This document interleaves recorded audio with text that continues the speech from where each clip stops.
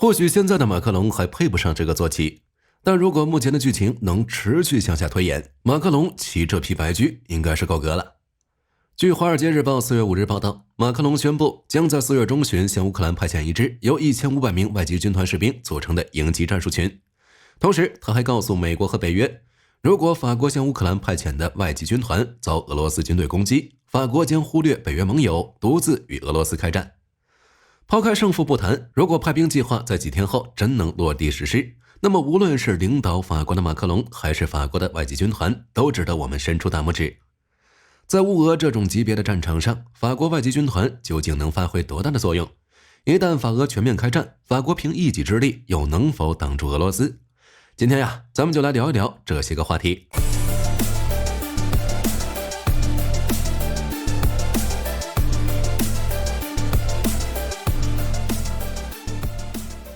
先来说说法国外籍军团。很多人听到外籍这个词儿，首先就会觉得这是一支由外国人组成，带有明显雇佣性质的作战部队，认为马克龙派这么一支部队出去，就是可着外人用，万一战败了，还能免于被俄罗斯追责。其实这些理解真的是大错特错。法国外籍军团是法国一支地地道道的正规部队，战力甚至可以和英国特种空勤团以及美国海豹突击队相提并论。1805年，法国首次开启了外籍部队编制，创立了奥弗涅团、伊森堡团、普鲁士团和爱尔兰营4个外国军团。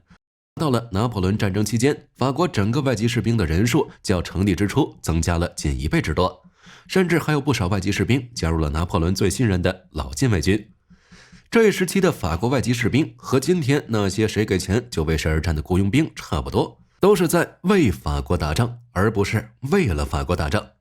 只一字之差，意思却完全不同。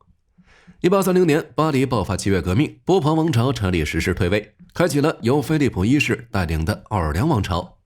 奥尔良王朝建立之初，遭到了法国新旧势力的一致反对。在法国保皇派眼里，他是波旁王朝的篡位者，属于血统极不纯正的一脉。而法国共和派认为，只要还有国王这个职务在，那就是革命不彻底的表现，是封建余孽。哪怕这个国王是共和派自己推上去的也不行。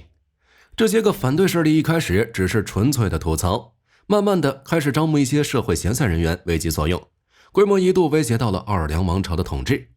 这些时候恰逢又赶上法国占领阿尔及利亚，极度缺少人手维护当地的治安。1831年，拿破仑26大元帅之一的苏尔特大帅就想出了这么一个绝妙主意。苏尔特认为，如果把各大势力招募的闲散人员组建成一支外籍军团，派到阿尔及利亚，不就能完美解决上面的2大难题了吗？然而啊，想象是美好的，那些个闲散人员在各大势力的庇护之下，活得有滋有味，怎么可能无故响应政府军队的号召呢？经历前期的征兵不利，苏大元帅无奈之下，颁发了一个史无前例的招募政策：凡是前来应征的人员，一律不看前科，不看国籍。也就是说，甭管你以前出生在哪个国家，犯过什么罪，通通都不重要，只要你有手有脚听指挥，就会给你一个法国国籍。对于那些恶棍、罪犯、逃亡者来说，这一项政策无疑是一纸重生令牌，因此前来应征的人是络绎不绝。这群人平日里就喜欢舞刀弄棒，不难想象打起架来一定比普通人强悍，因此外籍军团成立后，很快就凸显了超高的战斗力。特别是1863年4月30日的墨西哥战场，当时的情况是，法国想要扶持奥地利帝国皇帝的弟弟当墨西哥的皇帝，而墨西哥人是死活不答应。就在4月30日这一天，法国外籍军团一支由62名士兵和3名军官组成的步兵巡逻小队，在丹茹上尉的带领下巡逻时，遭到了将近2000名墨西哥步兵和骑兵的围攻。丹茹上尉随即带队撤到一处庄园，与墨西哥军队展开了一场人数差异巨大的攻守战争。子弹打完呢，就换上白刃近身格斗。战争从早上一直打到傍晚，65人的法国外籍军团灭敌近300人，己方战死53人，仅剩2人依旧顽强地驻守着庄园。到了这儿，墨西哥军队向庄园内再一次下达了劝降信。这一次，仅剩的2名法国外籍军团士兵终于给出了他们的投降条件。投降可以，必须保证他们护送丹茹上尉的遗体返回自己的驻地。其次，投降的时候必须能举着自己的军旗，否则宁愿战死。墨西哥军队指挥官出于尊敬，同意了2名士兵的条件，并发出了一声让法国外籍军团名声大噪的感慨：他们根本不是人类，是魔鬼。这个评价从此成为了法国外籍军团战斗意志的体现。战可以输，但拼到最后一人的意志也就永远刻在了这支部队的基因当中。在法兰西第三共和国期间，外籍军团在法国的殖民地阿尔及利亚建立了军团总部。到了第一次世界大战，法国外籍军团的表现更为亮眼，他们几乎参与了所有重大战役，比如第二次香槟战役、索姆河战役、埃纳河战役、凡尔登战役等等。和其他法国军队暴动谋反截然不同的是，法国外籍军团到死都紧盯着德军的动向，完全做到了尽职尽责，死而后已。话说回来，战力归战力，这支部队也不是没有弱点。由于一直被灌输的是军团思想，法国外籍军团的士兵久而久之也就把军团当成了自己的家。在他们的眼里，法国的圣旨没用，想调动他们只有用指挥官手里的兵符。也就是说，这些人只认军团指挥官，不认法国这个国家。1958年，法国殖民地阿尔及利亚发生大暴动，要求独立。法国政府出兵干预无果的情况下，同意阿尔及利亚进行全民独立公投。这么一来，法国外籍军团不干了，因为这些人服役的大部分时间都在阿尔及利亚，其中很大一部分人的孩子老婆也都是阿尔及利亚人。现在突然说这个地方不再属于法国了，那么他们这群人到底属于哪边呢？于是在驻军司令的领导下，法国外籍军团第一伞军团包围了阿尔及利亚首府，并扣押了前来谈判的法国代表，甚至还派出狙击手前往法国本土狙杀戴高乐。对此行为，法国不得不封锁巴黎3个机场，以防止这帮外籍军团杀过来。时任法国总统戴高乐更是发表煽情演讲，称法国正处在生死存亡的危难时刻，离不开法国公民的支持。当然，这个法国公民所指的也包含远在阿尔及利亚的法国外籍军团。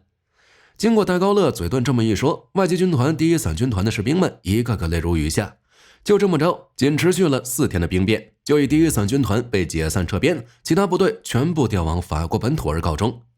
就因为这个事儿，在随后的20多年里，外籍军团一直不被法国人完全信任。直到上个世纪80年代末，外籍军团终于用一次漂亮的战绩彻底证明了自己。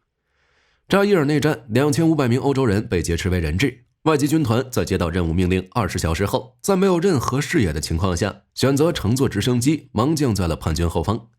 一开始叛军还有点慌，不过他们很快就发现这群人是散兵，人数不多，而自己手里不仅有装甲车、榴弹炮，甚至还有坦克。于是逃跑没多远，就对外籍军团发动了反击。然而热血的一幕出现了，外籍军团靠着手里为数不多的单兵火箭筒、小型迫击炮和机枪，愣是在10天内打退了叛军一次又一次的反攻。最终，外籍军团以阵亡5人的微小代价击毙敌军250人，并成功解救了绝大部分的人质。这场战役被称之为美洲豹行动，堪称大规模反恐的经典战例。外籍军团由此也受到了法国政府的各种嘉奖，不仅抹掉了20年前叛乱谋反的标签，也让外籍军团成功融进了法国的怀抱。总结来说，法国外籍军团的发展可以分为3个阶段。第一阶段属于一支粗糙的雇佣军，不仅可以免于刑事诉讼，还能获得法国国籍。第二阶段，外籍军团就成了法国正规军的候补军。到了现在，也就是即将进入乌克兰的这支外籍军团，就和参与美洲豹行动的那支军团没什么两样了，属于法国正规军种的精锐作战部队，战力甚至可以和英国的特种空心团以及美国的海豹突击队相提并论。现在的这支外籍军团分为工程军团、伞军团、装甲军团、步军团以及先遣队，共10个团1股分支队。伞军团驻扎在科西嘉岛的卡尔维，其他军团驻守在南美洲法属圭亚那和阿联酋，主要在马里执行作战任务，实战经验非常丰富。目前法国外籍军团官兵总人数约为8000人，每年招募1000名左右新兵作为充实。新招募士兵的平均年龄要求23岁左右。根据最新的一次招募数据显示，1000名新兵当中有 42% 来自东欧、中欧， 14% 来自于西欧和美国， 12% 来自于拉丁美洲， 9% 来自于亚洲。来自于法国本土的士兵仅不到 10%， 也就是说，它仍然是一支名副其实的外籍军团。外籍军团至今还保留着早期的一些特征，比如参军宣誓，这群人从入伍到退役都不用宣布效忠于法国，而是宣布效忠于外籍军团。此外，想加入外籍军团的人不仅要善战，而且还要携带全副装备，完成多次50至120公里的野外急行军，这一点也是延续了外籍军团的早期特征。尽管条件如此苛刻，每年仍然有数千人投递简历，希望加入法国外籍军团。现在的外籍军团已不再接收正在被通缉或者有严重犯罪记录的人，小偷小摸的勉强还可以接受，但是会要求有超出常人的技能，所以想成为军团中的一员也并非易事。在法国上一征兵季度里，近6万多名申请者中有 90% 没有进入面试环节，最终仅有1025人踏入了外籍军团的门槛。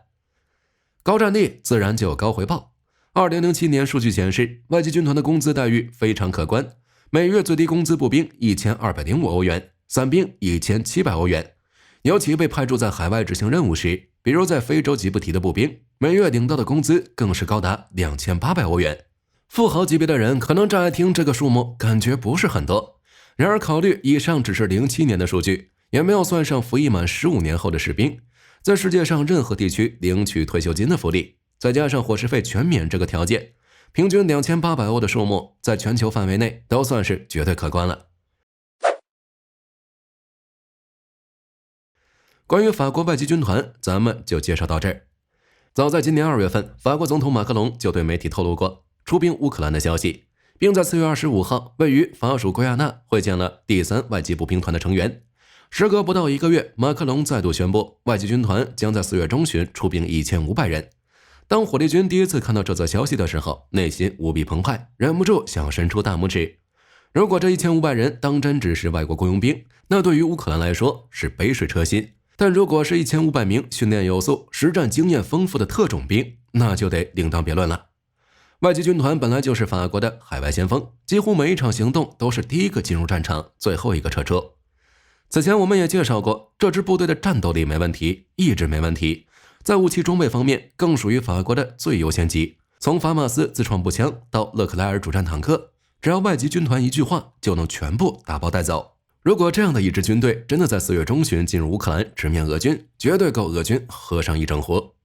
不过话说回来，让1500人的部队彻底改变战局，显然也是扯淡。火力军认为外籍军团进入乌克兰的真正用途，并不是为了和俄军作战，而是为了进一步踩踏俄罗斯所谓的红线。法国派一个外籍军团后，其他国家会不会效仿呢？答案毋庸置疑是肯定的。如果外籍军团进入乌克兰，俄罗斯没有扩大战局，其他国家必定会紧随其后，此举可解乌克兰人员方面的燃眉之急。如果俄罗斯以法国踩踏红线为由对法宣战，那么法国身后的北约也不可能坐视不管。尽管美国宣称不同意法国派兵的做法，这一点并非火力军一个人的武断猜测，仅从2战时期盟国之间的各种言行不一大致就能看得出来。对法开战就意味着对北约开战，俄罗斯大概率不会冒此风险，最后的结果很可能是会重新画一条红线，或者再说一遍核弹。但是无论如何，法军入城都大幅度的提升了远物的新高度，这个意义是无比巨大的。螃蟹谁都敢吃，但只有第一个吃螃蟹的人知道自己冒了多大的风险。就冲宣布派兵这一点，马克龙就值得尊敬。当然了，如果派兵计划只是马克龙随口这么一说，那么今天的节目大家就当是做了一场梦。至于到底是梦还是现实，咱们也只有静观4月下半旬法国的表现了。好了，本期内容就是以上这些，喜欢的别忘了点赞订阅。我是火力军，下期节目再见。